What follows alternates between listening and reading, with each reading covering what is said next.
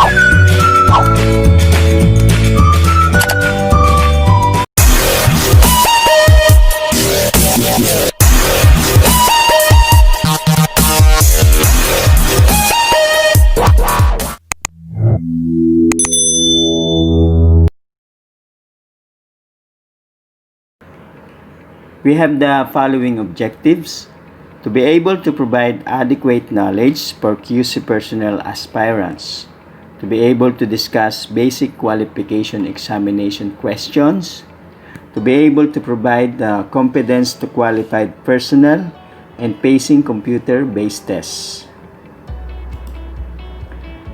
These are our outlines: introduction, definition of terms, qualification questions and answers, and references. Introduction. Quality control personnel or discipline project inspector plays a major role in Saudi Aramco projects and other industries.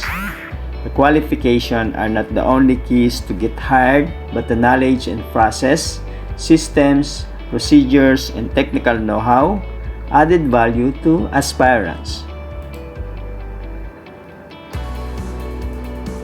Definition of terms.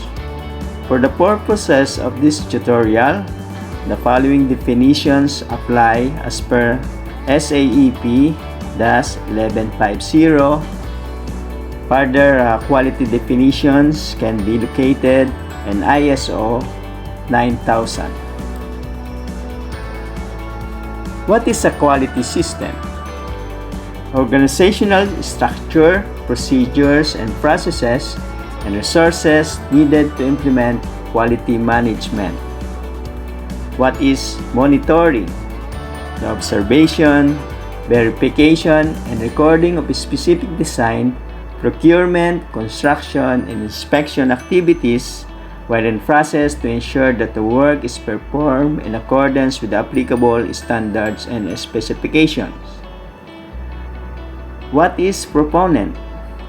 The Saudi Aramco organization responsible for the final acceptance and operation of the facilities being constructed.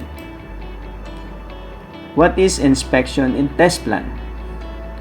An INTP is a document based on the detailed manufacturing, fabrication, and construction program which identifies its processes, description, set out the related sequence of activities to be inspected, examined, and tested, and lists the relevant approved procedures for a particular materials, component, assembly, or in some cases, type of work.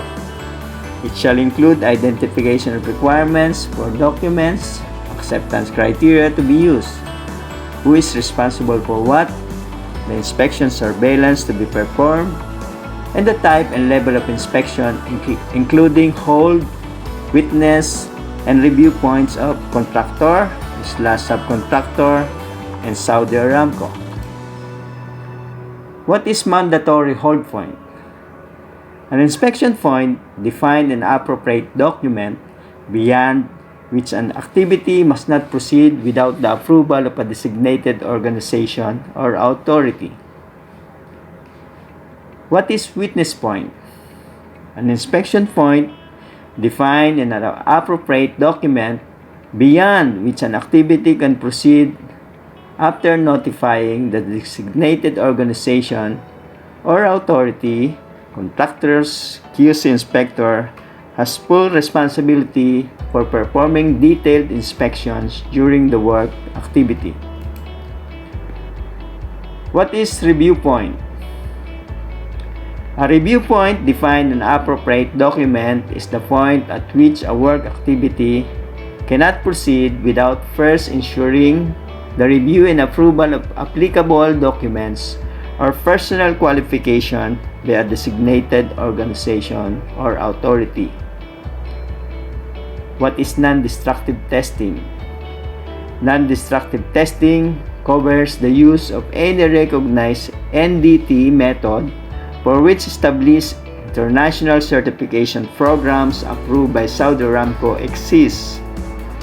Other NDT methods may be used providing approval is given by the department head, and NDT Level 3 and practical performance verification is performed successfully. What is quality assessment? Generally replaces the term quality audit, a systematic and independent examination to determine whether quality activities and related results comply with planned arrangement and whether these arrangements are implemented effectively and are suitable to achieve objectives. What is quality control? QC. The operational techniques and activities that are used to fulfill the requirements for quality. What is quality control procedure? A QCP is a documented procedure detailing the processes necessary to complete a specific work activity. What is request for inspection? An inspection department document Saudi Aramco Form 6717-Engineering used by SAPMT to request inspection. What is short-form contract? Generally, short-form contracts are used where the total estimated value of the work is less than 500,000 Saudi Riyal and the duration of the work is less than 6 months. Technical questions and answers were all based on Saudi Aramco engineering standards, SAES, and other relevant industry standards like the NFPA 70 and others. 1. Shield grounding is done at both ends of the cable for analog signals. A. True. B. False. C. None. 2. Conduit outlet box, example given, GWAT, shall be installed A. 45 inches away from the device, 18 inches away from the device, and C. 25 inches away from the device. 3. Providing a path to the earth often helps reduce electrostatic charge. A. True. B. False. C. Truths. 4. The severity of an electric shock is dependent on the current flowing through the body, which is impacted by circuit voltage and contact resistance. A. True. B. False. And C. Truths. 5. Ohmmeter measure the blank or opposition to current flow of a circuit component. A. Voltage. B. Current. C. Resistance. 6. What is the acceptable method of connecting equipment grounding conductor to ground grid? Blank. 7. Kirchhoff voltage law states that in series circuit, the sum of the voltage drop across all of the resistors will equal the applied voltage. A. True. B. False. C. Truths. 8. An inspection point defined in an appropriate document beyond which activity must not proceed without the approval of a designated organization or authority is A. Witness point. B. Hold point. C. review. 9.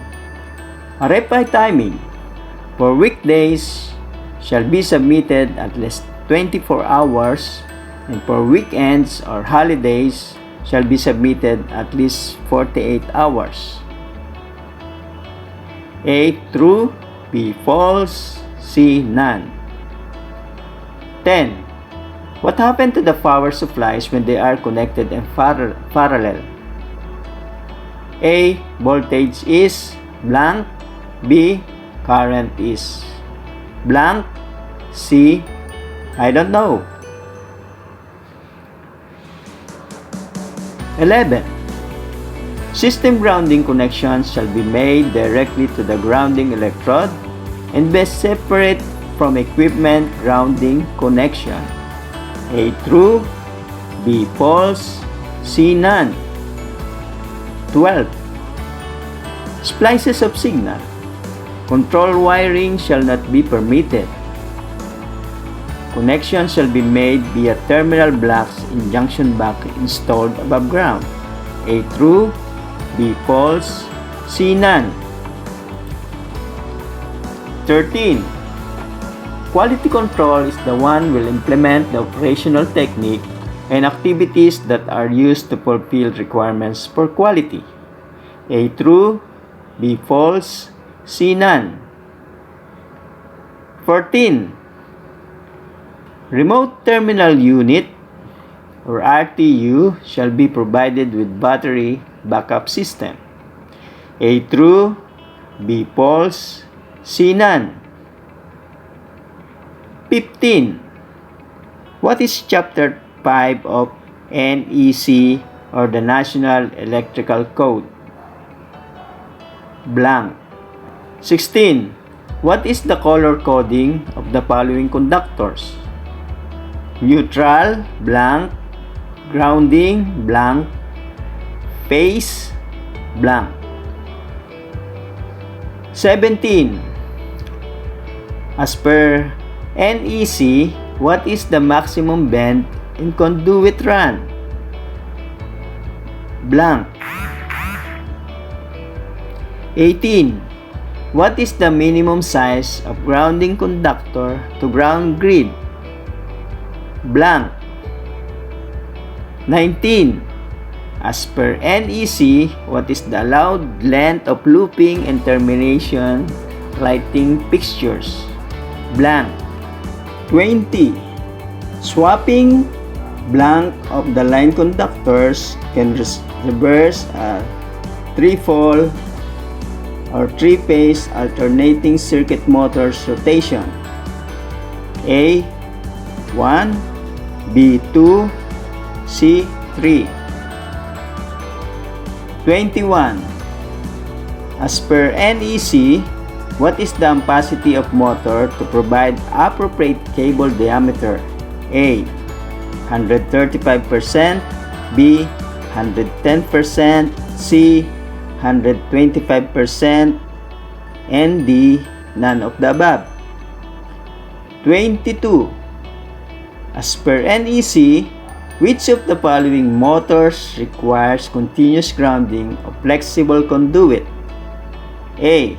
Motor for 80 volts AC 3-phase. B. Motor to 20 volts AC 3-phase. C. All of the above motors. And D. None of the above motors. 23. If the line-to-line voltage is for 80 volts, what is the neutral voltage?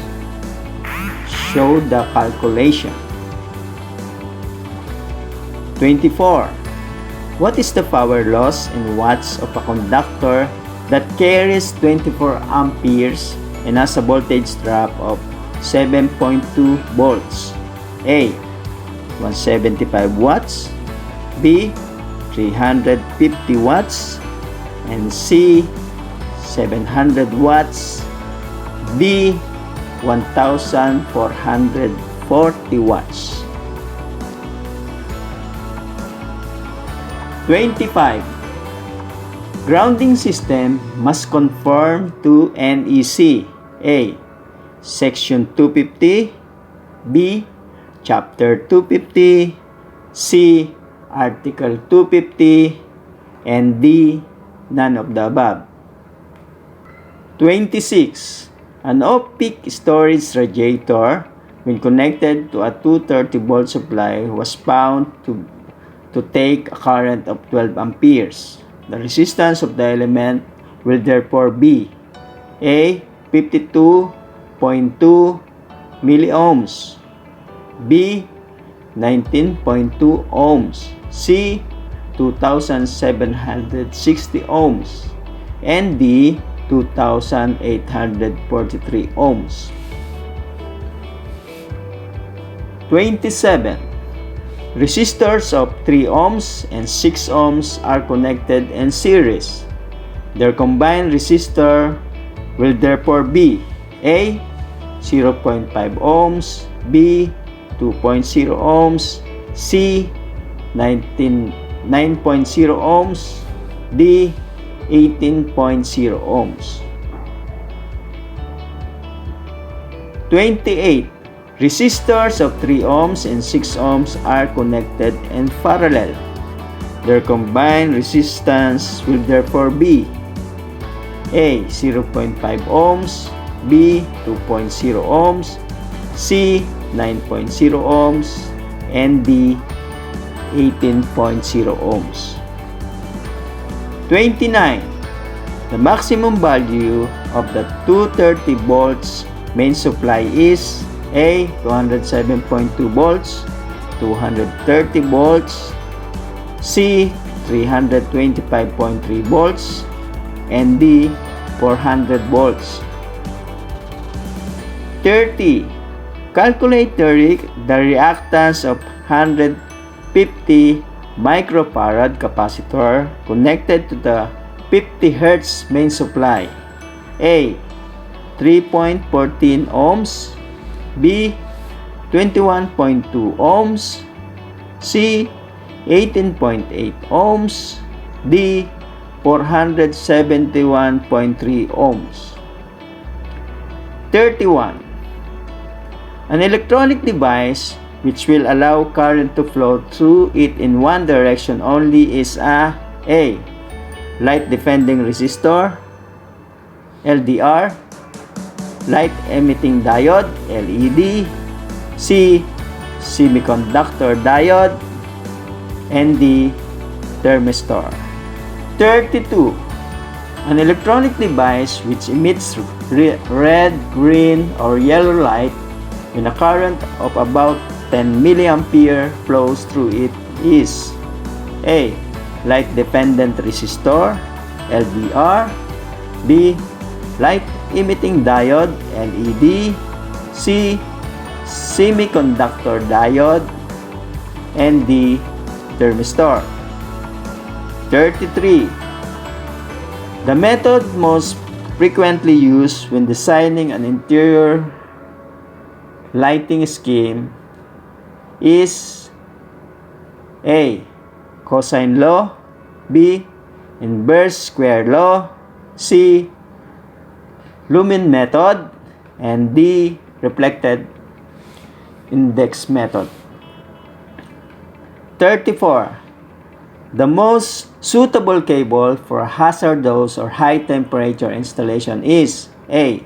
PVC insulated and sheeted cables, B. PVC cable, C. Plexwa cable, and D. MI cables. 35. The part of the cable which sometimes requires some of mechanical protection is A. Conductor, B. Cable insulation, C. Outer sheet, and D. PVC. 36. The most suitable cable for wiring underground when some mechanical protection is required is A. PVC insulated and sheeted cable, B. PVC cable, C. FP cable, and D. MI cable. 37. A 12 volts mini spot lamp transformer has 1,400 turns on the primary winding. When connected to 230 volts main supply, the number of secondary turns will be approximately A. 2, B. 73, C. 386, and D. 4,000. 38. A cage rotor induction motor finds application operating A. Electric oven fans and fan heaters, B. Pumps and fans in industry, C. Refrigerators and washing machines, and D. Trains and trams. 39. A capacitor connected in parallel with an electric motor provides A. Improved starting, B. Motor speed control, C. Power factor correction, D. Safe mechanical maintenance. 40. The protection provided by the insulation of live part is called A. Basic protection, B. Fault protection, C. Overcurrent protection, D. Overload protection. 41. The protection provided by equipotential banding and automatic disconnection of the supply is called A. Basic protection, B. Fault protection, C. Overcurrent protection, D. Overload. 42. A tongue test instrument can also correctly be called A. A continuity tester, B. A clip-on ammeter, C. An insulation resistant tester, and D. A voltage indicator throughout question. 43. For electrical test results to be valid, the test instrument used A. Must be new, B. Must be efficient, C. Must have a calibration certificate, and D. Must have a digital readout. 44. One objective of the polarity test is to verify that A. Lamp holders are correctly earthed, B. Final circuits are correctly fused, C. The CPC is continuous throughout the installation, and D. The protective devices are connected in the live conductor. 45. When testing a 230 volt installation, an insulation resistant tester must supply a voltage of A. Less than 50 volts, B. 500 volts, C. Less than 500 volts, D. Greater than twice the supply voltage but less than 1000 volts. 46. The value of a satisfactory installation resistance test on its final circuit of the 230 volt installation must be A. Less than 1 ohms, B. Less than 0.5 mega ohms, C. Not less than 0.5 mega ohms, D. Not less than 1 mega ohm. 47. A visual inspection of a new installation must be carried out A. During the erection period and before testing upon completion, B. During testing upon completion, C. After testing, and D. After testing upon completion. 48. To ensure that all systems within a building work as they were intended to work is one definition of the purpose of A. Testing electrical equipment, B. Inspecting electrical system, C. Commissioning electrical system, and D. Isolating electrical system. 49. Which of the following procedures shown below is not correct when diagnosing and finding electrical faults? A. Isolate the whole system. B. Use a logical and methodological approach. C. Carry out the relevant tests recommended. And D. Recognize his own limitation and seek help and guidance where necessary. And number 50. A fault is not a natural occurrence. It is not planned and occurs unexpectedly. Which of the following is not a cause of fault? A. Regular maintenance. B. Negligence. C. Misuse. And D. Abuse. How do you find the qualification questions? Is it hard? Is it easy? Is it helpful? The answer can be found in my next blog. Please try to evaluate and answer the question raised.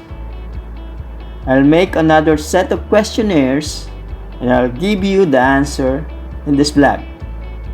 See you in my next blog.